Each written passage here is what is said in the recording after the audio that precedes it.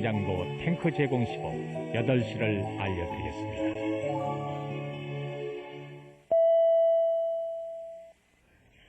여러분 안녕하십니까. 북한에 대한 수해 지원 문제와 관련해서 민주당과 정부가 다시 혼선을 빚고 있습니다. 나홍배 통일부총리는 오늘 국회에서 북한의 공식적인 요청이 없어도 북한에 대해 200만 달러의 수해 복구비를 지원할 방침이라고 밝혔습니다. 민주당은 이에 앞서 반대한다는 입장을 분명히 했습니다. 양철은 기자의 보도입니다. 오늘 열린 국회 통일외무위원회는 정부의 대북 정책을 질타하는 성토장으로 변했습니다. 나홍배 통일부총리가 북한의 공식적인 요청이 없어도 북한에 200만 달러 정도를 지원하겠다고 답변한 것이 발단입니다. 한 200만 불 정도의 그런 지원은 국제 관례에 따라서 북한의 요청 없이도 다시 말하면 북한이 우리 정부에 대한 직접 지원 요청이 아니라 국제사회에 대한 호소로도 우리가 할 수 있는 것이다. 즉각 여당 의원들이 강도 높게 대북 정책을 비난하고 나섰습니다. 북한에 대한 쌀 지원에 이어 수해 복구비를 지원하는 것은 현 시점에서 국민 정서에 어긋난다는 이유였습니다. 또 이제 정부가 서둘러서 달랜 말도 안 하는 북한에다가 뭘 얼마 주겠다 나오니까 정부가 또 말려들지 않느냐 해서 불안해서 걱정하는 거 아닙니까? 나 부총리의 이런 견해는 북한의 공식적인 요청 없이 수해 지원에 반대한다는 민자당 입장과도 다른 것입니다. 민자당은 오늘 대변인을 통해 북한의 요청이 없으면 수해 지원에 반대한다는 입장을 공식 밝혔습니다. 그러나 국민회의 등 야당 의원들은 나 부총리의 입장을 거들면서 이 문제를 긍정적으로 검토하라고 촉구했습니다. 쌀을 지원하는 것은 북한이 굶으니까 준다는 얘기가 나와서 정부가 준다고. 수해는 고통을 받으니까 수해 구원품 주자는 거예요. 나홍배 부총리는 비록 오는 27일 북경회담을 지켜본 뒤 최종 입장을 정리하겠다고 말했지만 수해 지원을 위한 대북 정책의 혼선은 쉽게 가라앉지 않을 전망입니다. SBS 양철훈입니다. 2주일이 넘게 자택에 집거해온 자민련의 김정필 총재가 오늘 당무에 복귀했습니다. 배성래 기자가 보도합니다. 당사에 출근하자마자 기자들과 만난 김정필 총재는 지난 6.27 지방선거를 전후한 강행군으로 피로가 누적돼 쉬었을 뿐이라며 한간에 나들던 중병설을 일축했습니다. 다른 이유 없어요. 아주 말뚝하게 하고 나왔잖아요. 김 총재는 집에 머무는 동안 당직자들의 보고를 통해 당무를 모두 파악하고 있었으며 앞으로 있을 국회 연설 내용 등을 구상했다고 말했습니다. 김 총재는 또 현재 당이 잘 움직이고 있다면서 당장의 커다란 조직 개편은 없을 것임을 밝혔습니다.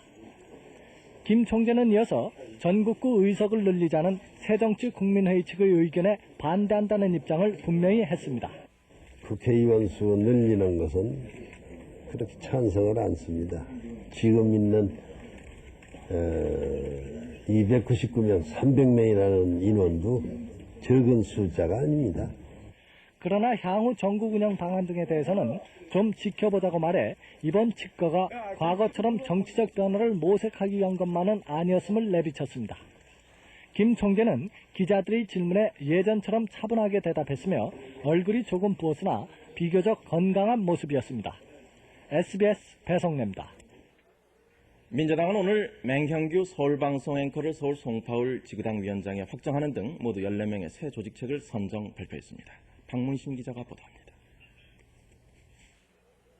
민자당이 오늘 확정한 새 조직책은 서울의 경우 송파갑의 김광일 고충처리 위원장, 송파을의 맹형규 서울방송 앵커, 영등포을의 최영한 의원입니다.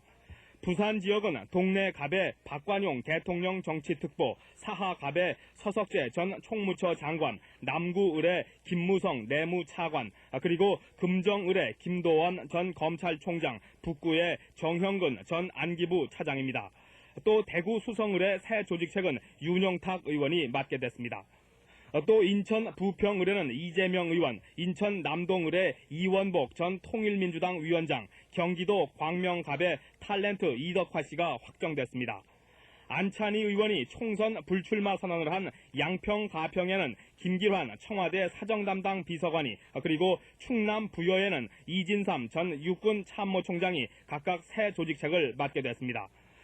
이번 1차 조직책은 기본적으로 지명도와 당선 가능성을 우선으로 하되 수도권 지역의 경우 40대의 젊은 인물을 배치해 세대 교체의 의미를 강조했고 부산 경남 지역은 김영삼 대통령의 직계 인사들을 두루 배치한 특징을 갖고 있는 것으로 해석됩니다. 각계각층의 전문성과 능력을 기준으로 해서 선정했습니다.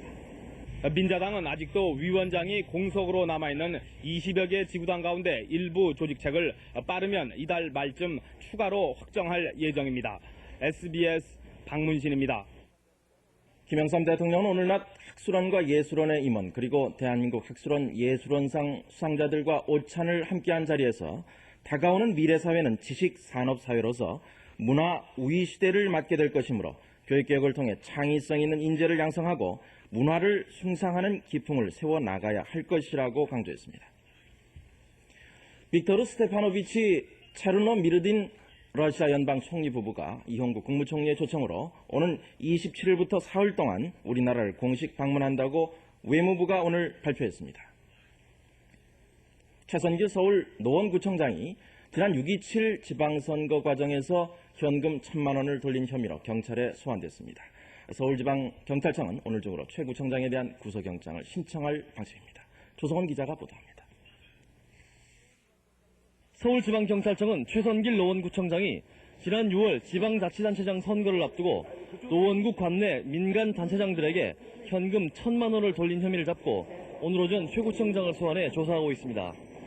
경찰은 최 구청장이 지난 6월 23일 서울시 생활테니스연합회 회장 손국원 씨를 통해 개인택시 운송사업조합 노원지부 사무처장인 김기용 씨에게 선거 지원을 부탁하는 대가로 현금 200만 원을 건네준 사실이 확인됐다고 밝혔습니다. 최 구청장은 또 손 씨를 통해 노원구 배드민턴연합회 회장인 이병익 씨와 모사차례 테니스회 회장인 이미혁 씨에게 100만 원을 건네주고 선거운동을 부탁한 혐의도 받고 있습니다.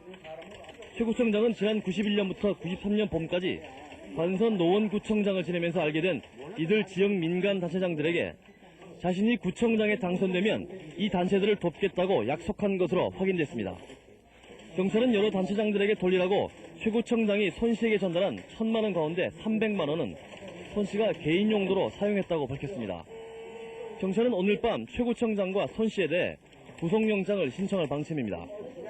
경찰은 또 최 구청장으로부터 돈을 받은 김기용 씨 등 4명에 대해서도 구속영장을 신청하기로 했습니다. 최 구청장은 세무소장을 거쳐 지난 91년 관선 노원구청장에 임명됐으며 지난 93년 봄 공직자 재산등록대 사표를 내고 민주당 공천을 받아 지난 6.27 선거에서 노원구청장에 당선된 뒤 새정치국민회의로 당적을 바꿨습니다. SBS 조성원입니다. 플랑크톤의 이상 증식으로 바닷물이 붉게 보이는 현상, 그걸 적조라고 합니다. 부산과 경남 지방의 해안에 맹독을 가진 적조가 밀려와서 양식어민들에게 큰 피해를 주고 있습니다. 부산방송 문혁주 기자의 보도입니다. 검붉은 적조가 남해안과 동해안 일대 양식장을 사정없이 핥히고 있습니다. 지금까지 부산 지역에서만 해산, 넙치 등의 양식어류가 100만 마리를 넘었습니다. 34개 양식장 가운데 27군데가 적조 피해를 입었습니다. 남해안과 울산만까지 합할 경우 피해액이 150억 원대에 이릅니다. 어민들은 참담한 심정으로 해산 물고기를 매장하고 있습니다. 기름 유출 사고로 고기 전멸하고 또 남은 거 이번에 적조로 인해 이렇게 대량 폐사가 돼가지고 실제 생계가 곤란할 정도까지 이르렀습니다. 수산진흥원이 오늘 연안의 시료를 채취해 분석한 결과 맹독 성분인 코크로디니움이 1mm당 1300에서 5000개체까지 검출됐습니다. 1000개체를 넘게 되면 물고기는 산소 부족으로 죽게 됩니다. 특히 태풍 제12호 오스카의 영향으로 먼바다에 넓게 퍼져있던 적조가 연안으로 계속 밀려들고 있습니다. 따라서 먼바다의 적조는 자연 소멸됐지만 연안의 적조 밀도는 더욱 높아져서 사정이 악화되고 있습니다. 적조가 물러나려면 수온이 17도 이하로 떨어져야 하는데 앞으로 적어도 일주일 정도는 적조의 피해가 계속될 것으로 보입니다. 부산에서 PSB 문혁주입니다. 수령이 700년이나 되는 고목이 고사위기에 빠졌습니다. 서울 시내에서 가장 오래된 이 느티나무를 죽이기 위해서 누군가 뿌리에 구멍을 내고 농약을 투입했습니다. 신동욱 기자가 보도합니다. 서울 도심의 아파트 숲 한켠에 지금부터 700여 년 전인 고려 말에 심어진 것으로 추정되는 거대한 너티나무 한 그루가 서 있습니다.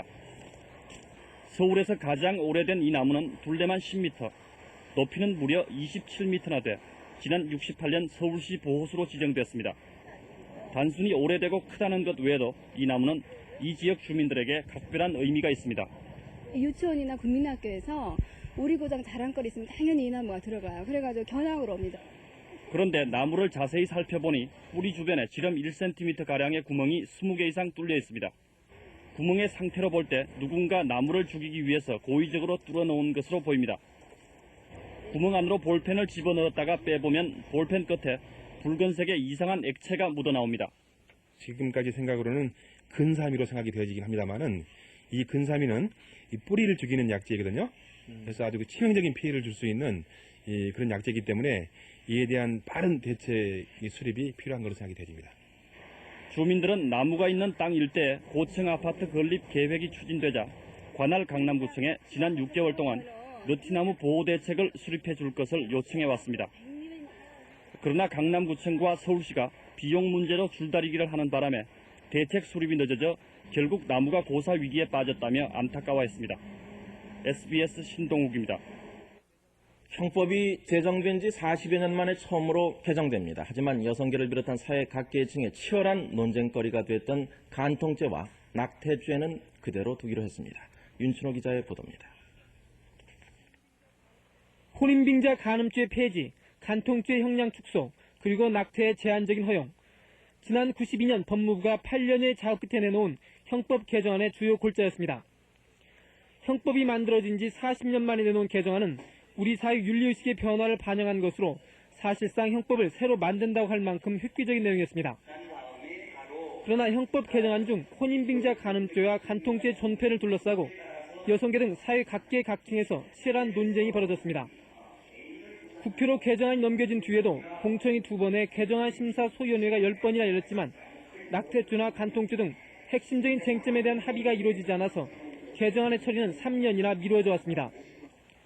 국회는 이번 마지막 정기회기에서 컴퓨터 관련 신종 범죄 처벌과 벌금의 현실화 등 논란이 없는 개정안만 통과시키기로 했습니다. 8년에 걸쳐서 형법 개정 시안을 작성했고 국회에 제출한 지 3년여 경과했기 때문에 이번 기회에 충분한 검토를 거쳐 전면적인 개정을 하는 적극적인 노력이 있었으면 합니다. 법무부가 제출한 형법 개정안은 이번 국회에서 통과되지 못하면 자동 폐기됩니다. 지난 40년간의 사회 변화를 충실히 반영할 것으로 기대됐던 형법은 결국 일부 생활상의 변화만 수용했을 뿐 윤리의식의 변화는 반영하지 못했다는 평가를 받을 것으로 보입니다. SBS 뉴스입니다. 음주나 무면허 운전으로 인한 사망 사고의 경우 앞으로는 보험 보상액이 크게 줄어들 것으로 보입니다. 보험회사들이 법을 어기는 이런 사고를 더 이상 재해 보상 대상으로 할 수 없다는 강경한 태도를 보이고 있기 때문입니다. 김강석 기자의 보도입니다. 생명보험협회는 음주와 무면허 운전으로 인한 사망사고를 재해 보상에서 제외시켜 일반 사망으로 처리하도록 약관을 고치기로 했습니다. 이에 따라 보험 가입 금액이 1,000만 원이고 재해 사망 때 10배 보상을 받기로 한 보장성 보험의 경우 음주나 무면허 운전으로 사망했더라도 지금까지 많게는 1억 원의 보험금을 받았지만 약관이 고쳐지면 일반 사망보험금인 2천만 원 정도밖에 받지 못합니다. 한 해 2만 4천 건으로 전체 교통사고의 9%나 차지하는 음주와 무면허 운전은 법을 어긴 중대한 과실입니다. 그런데도 이로 인한 사망은 재해에 의한 사망으로 분류돼 질병과 같은 일반 사망보다 많은 보상금을 받고 있어 모순이었다고 생명보험협회 측은 밝히고 있습니다. 음주나 무면허의 경우에 지금 고액의 재해보험금을 지급한다는 것은 부도덕한 불법 행위를 조장하는 결과가 되고 또 하나는 재해라는 것이 우연성을 가져야 되는데 음주나 무면허의 경우에 우연성을 결여한 사고로 보고 있기 때문입니다. 정부 고시에는 우발적인 사고 가운데 자동차 교통사고 등 12가지가 재해로 분류돼 있습니다. 그렇지만 음주와 무면허 운전으로 인한 사고는 의도적인 요소가 있는 만큼 재해로 볼 수 없다는 설명입니다. 재정경제원은 생명보험회사들의 이런 약관 개정 방침에 대해서 긍정적인 반응이지만 재해 범위를 둘러싼 이견이 있을 수 있는 만큼 충분히 검토해 승인한다는 입장입니다. SBS 김강석입니다. 정부가 이달 들어 국민건강증진법을 시행하면서 양담배 경품을 전면 금지하고 있지만 경품 공세는 여전합니다. 배보다 배꼽이 더 큰 격인 양담배 경품, 김민표 기자가 취재했습니다. 2,000원을 내고 양담배 2갑을 삽니다. 두툼한 포장지를 뜯어보니 경품으로 티셔츠 한 벌이 들어있습니다. 또 다른 양담배에는 모자가 들어있습니다. 양담배의 경품 공세는 여기서 멈추지 않습니다. 이 양담배 한 보루를 사면 양주 한 병을 얻을 수 있습니다. 모두 담배값 이외에 별도의 돈을 내지 않아도 얻을 수 있는 공짜 경품들입니다. 그러나 하나같이 불법입니다. 지난 11일 발표된 국민건강증진법 시행령에는 보건복지부령이 정하는 광고물 이외의 판촉 활동을 엄격히 규제하고 있기 때문입니다. 양담배 판매 회사에서는 이 시행령이 발표되기 전에 만든 재고품들이 시중에서 팔리고 있다고 발표합니다. 재고가 있던 거 아닐까요? 왜냐면은 저희가 그런 거 직접 만들 수가 없어요. 지금 저희 감시의 눈이 뭐 한두 개예요. 그러나 이 말도 억지 변명일 뿐입니다. 재고품이라 하더라도 반드시 수거해야 하기 때문입니다. 담배 사는 걸 조건으로 해서 준다면 그거 안 됩니다. 재고품이 됐든 그게 새로 제작한 판촉물이 됐든 팔아서는 안 되는 거죠. 올 상반기 양담배의 국내 시장 점유율은 12.1%. 물불을 가리지 않는 양담배의 판촉 공세는 이제 국내법까지 우롱하고 있습니다. SBS 김민표입니다. 신용카드를 발급받을 자격이 안 되는 사람들에게 카드를 발급받도록 해주거나 이들이 갚지 못한 카드 사용대금을 비싼 이자를 받고 대신 내준 사채업자들이 무더기로 검찰에 적발됐습니다. 이현식 기자가 보도합니다. 올해 36살인 정모 씨. 정 씨는 일정한 수입원도 직장도 없고 재산세 납부 실적조차도 없어서 신용카드를 발급받을 자격이 없습니다.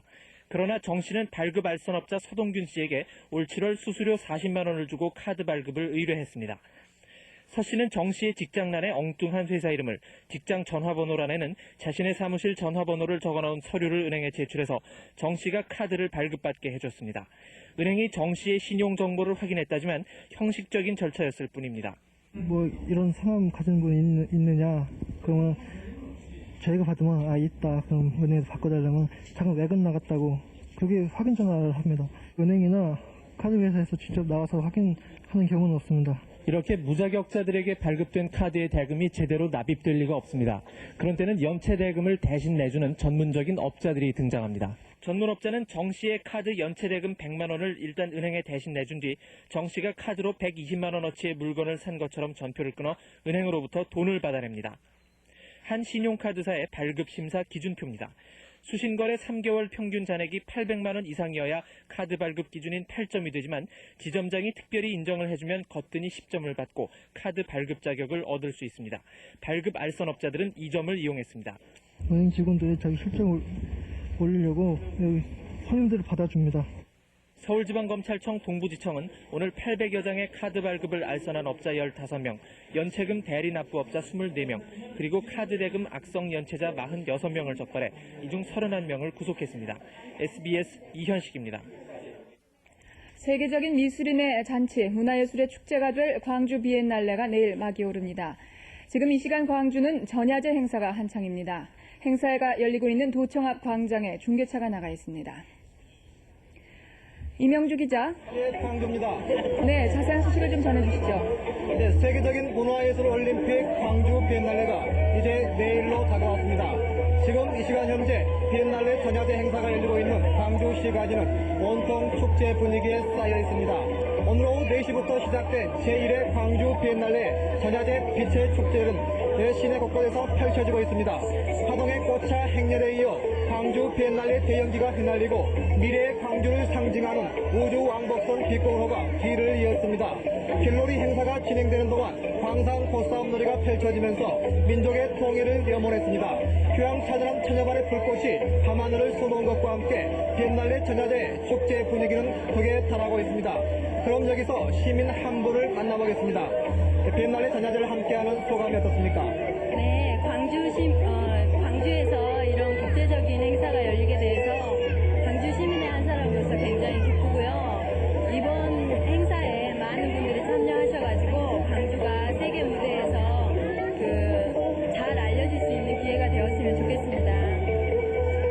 경계를 넘으라는 주제로 펼쳐진 광주 비엔날레는 세계 미술사의 흐름을 한눈에 볼 수 있는 국제 현대 미술전을 본전시로 하고 국제 특별전과 기념전 등이 함께 열립니다. 전야제가 무르익고 있는 이곳 도청합 광장은 천지창조의 북소리에서부터 판소리와 록댄스에 이르기까지 과거와 현대, 전통과 미래로 연결되는 한마당이 되고 있습니다. 이제 내일 오전 개막식을 시작으로 앞으로 2달 동안 모두 60개 나라에서 참여한 작품 600여 점이 선을 보입니다. 또 갖가지 경축 공연과 5.18 기념전을 비롯한 국내외 여러 작품들이 세계적인 관심 속에 전시됩니다. 지금까지 광주에서 KBC 임영규입니다. 21세기를 향한 새로운 유엔의 출범 계기가 될 것으로 기대되는 제50차 유엔 총회가 우리 시간으로 내일 새벽 185개 회원국 대표가 참석한 가운데 개막됩니다. 유엔 본부에서 민춘기 특파원이 보도합니다. 이번 제50차 유엔 총회는 개막과 함께 새 총회 의장을 선출하고 2주일 동안 각국 대표의 기조연설을 듣게 됩니다. 우리나라는 공로명 외무부 장관이 오는 28일 기조연설을 할 예정이며 북한은 다음 달 11일 김영남 외교부장이 연설자로 신청되어 있습니다.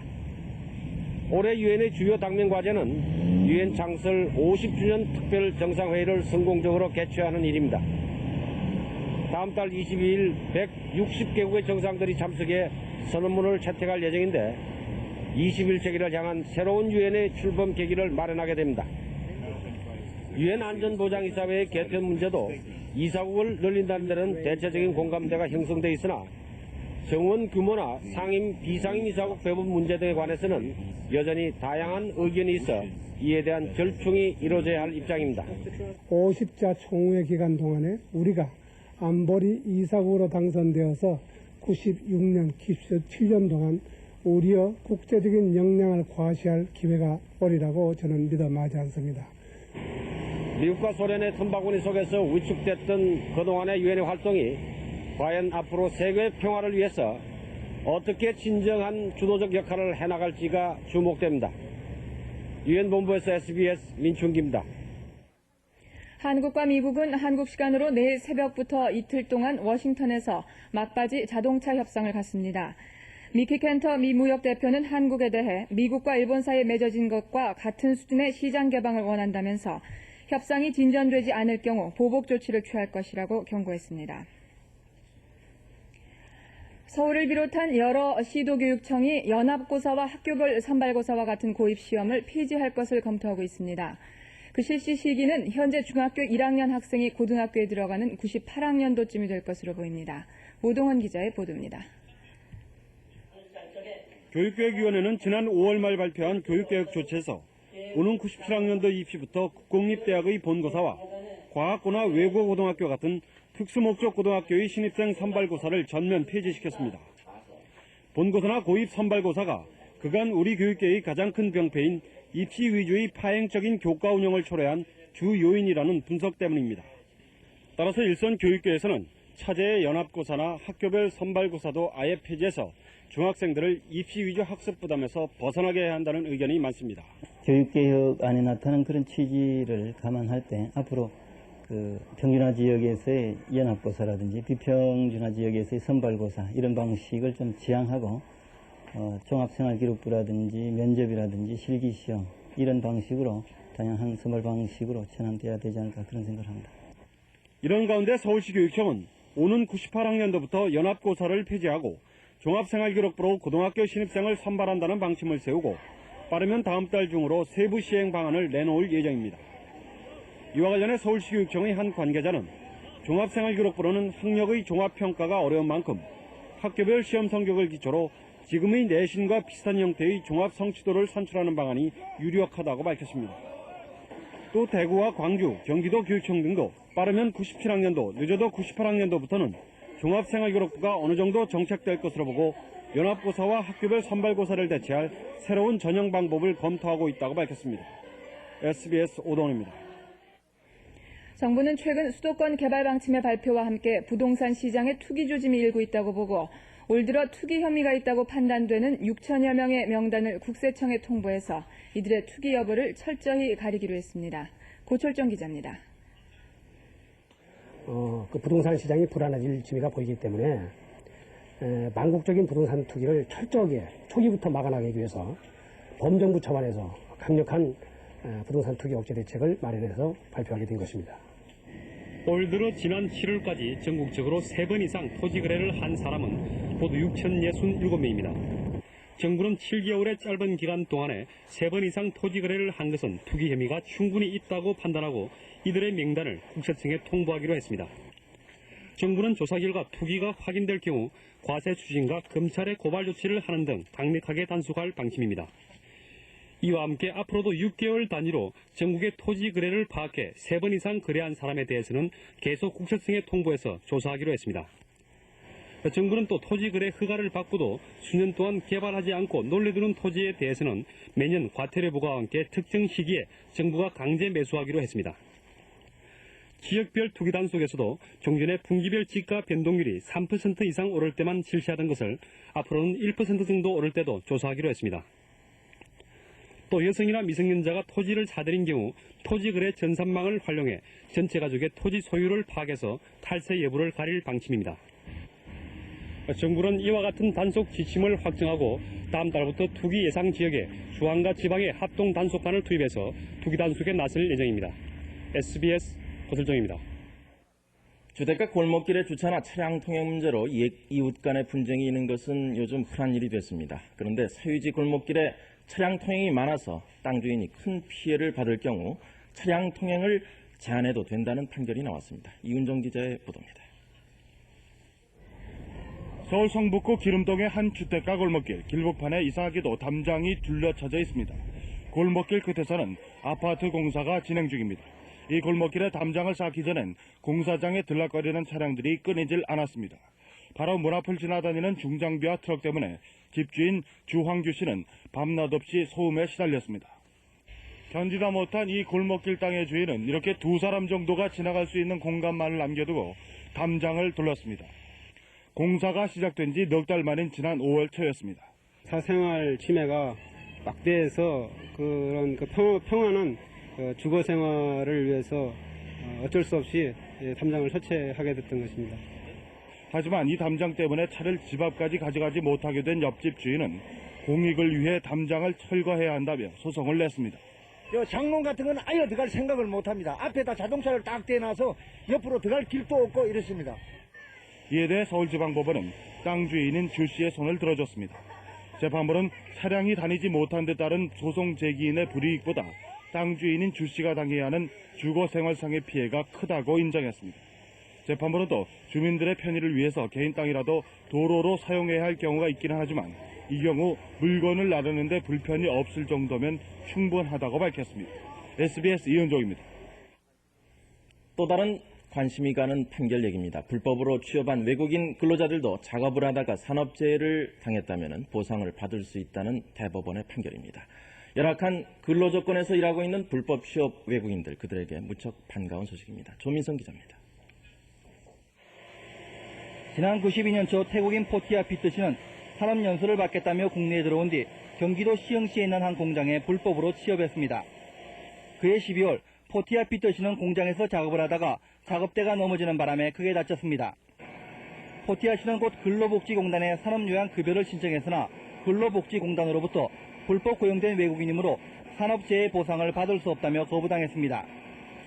대법원은 이 사건에 대한 상고심에서 외국인이 비록 불법으로 취업을 하고 있었다 하더라도 국내 업체와 고용계약을 체결하고 또 갑근세를 냈다면 근로기준법상의 근로자이므로 산재 보상을 받을 수 있다고 판결했습니다. 대법원은 또 외국인 고용 제한 규정이 근로자로서의 권리를 무효화하지는 않는다고 덧붙였습니다.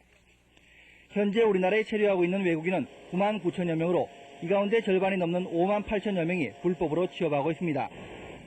대법원의 이번 판결은 외국인 불법 취업자의 법적 지위를 정리했다는 점에서 주목받고 있습니다. SBS 주민성입니다.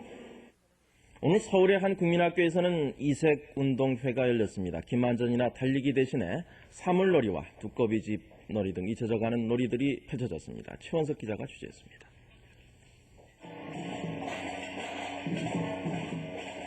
운동장의 한 모퉁이에서 사물놀이패의 풍악이 울려 퍼집니다. 장구를 치는 손놀림이 서툴고 탈춤 솜씨도 어설프지만 흉내는 열심히 내봅니다.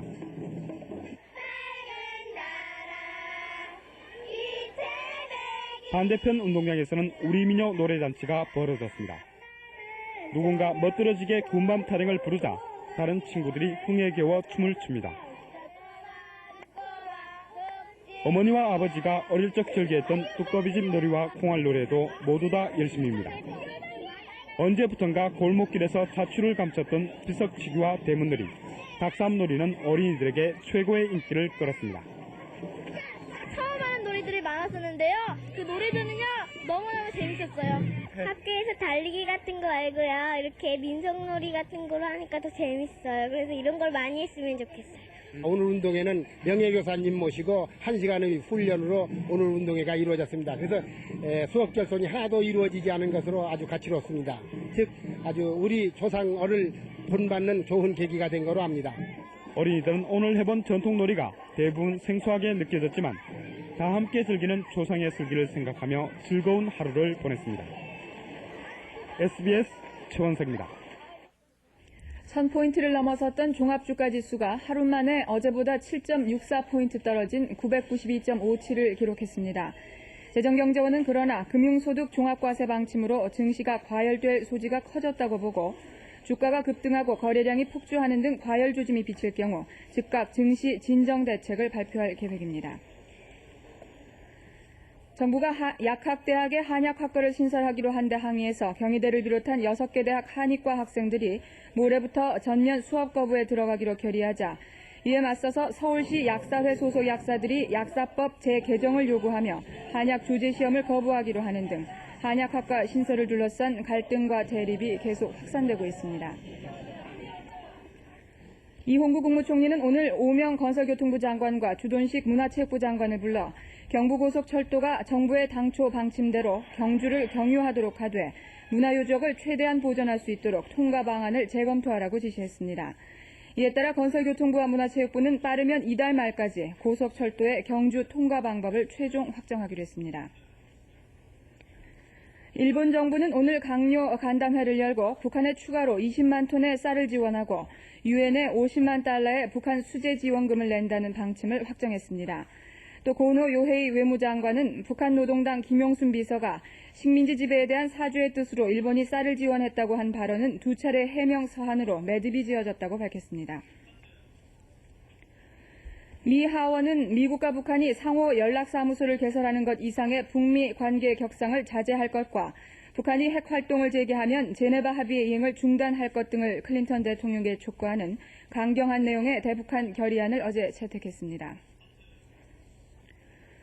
2명의 무장 괴한이 177명의 승객과 승무원을 태우고 이란의 수도 테헤란을 출발해 키시 섬으로 가던 키시 항공 소속 보잉 707 여객기를 납치해서 이스라엘 남부의 오브다 군 비행장에 착륙한 직후 이스라엘 당국에 투항했다고 현지 방송이 보도했습니다. 납치범들의 신원이나 납치 동기는 알려지지 않고 있습니다.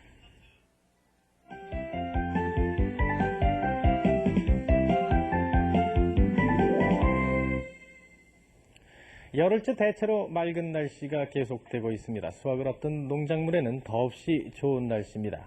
특히 오늘처럼 맑은 날씨는 벼가 하루에 100만 섬씩 있게 됩니다. 이렇게 대체로 맑은 날씨는 앞으로 사나흘가량 이어질 것으로 전망됩니다. 구름사진 보시겠습니다. 오늘은 전국이 대체로 맑은 날씨를 보였습니다. 오늘 밤과 내일은 중국과 서해에서 다가오는 구름의 영향을 받을 것으로 보입니다. 그러나 이 구름은 비를 갖고 있지 않은 높은 구름입니다. 각 지방의 내일 날씨입니다. 내일 서울 경기 지방은 대체로 맑겠습니다. 아침 기온은 14도에서 15도로 오늘과 비슷하겠습니다. 강원도에는 가끔 구름이 끼겠고 아침에는 오늘처럼 쌀쌀하겠습니다. 충청도는 대체로 맑겠고 아침 기온은 12도로 오늘보다 조금 올라가겠습니다. 호남 지방은 대체로 맑겠고 제주도에는 소나기가 예상됩니다. 아침 기온은 오늘보다 조금 높겠습니다. 영남 지방에는 가끔 구름이 끼겠고 아침 기온은 오늘과 비슷하겠습니다. 동해와 서해는 대체로 맑겠고 남해에는 소나기가 예상됩니다. 물결은 남해 먼 바다에서 높게 일겠습니다. 오는 금요일까지는 비교적 맑은 날씨가 이어지겠고 주말과 일요일에는 비가 내릴 것으로 보입니다. 날씨였습니다.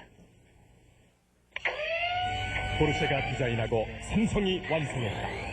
삼성 카메라 FX4. 세계 최초 컴팩트 400인의 파노라마까지. 삼성 카메라 FX4. 홈 좋아.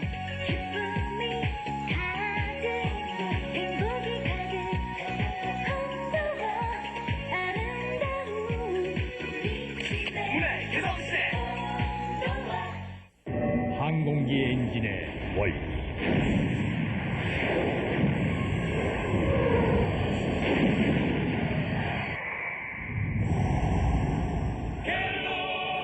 Intercooler.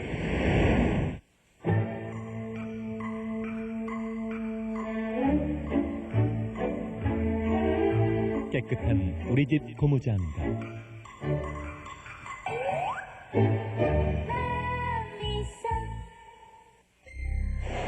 누가 영상 세계를 이끌어가는가? 컬러 브라운관 세계 1위, 차세대 영상기기 개발, 세계 1위 영상기기 전문 기업, 삼성전관. 먹을 땐 좋은데. 실장님, 전 후라보노만 씹어요. 후라보노 중에서 무설탕입니다. 입냄새 묵, 설탕 묵. 빼니까 개운하시죠? 롯데 무설탕 후라보노. 경향이 해냈습니다. 광고 없는 일면에 하루의 기사가 한눈에 보이는 뉴스 인덱스까지. 또 있어요. 경향 속에 매일 들어있는 매거진 X. 정말 재밌어요. 바쁜 아침 경향신문 일면으로 시작하십시오. 장식상에 식혜가 빠졌으니 이 자식 꾸연해. 난 마타며 살살 녹는 타발하며 잔치떡일까? 네, 맹영기입니다. 제가 개인의 신상의 변화로 어떤 여러분의 곁을 떠나게 됐습니다. SBS 텔레비전 개국 때부터 시작해서 지난 3년 10개월 동안 변함없이 사랑해주신 시청자 여러분께 진심으로 감사의 말씀을 드리면서 여기서 작별의 인사를 올리겠습니다. 5월 19일 화요일 SBS 8시 뉴스를 마칩니다. 안녕히 계십시오.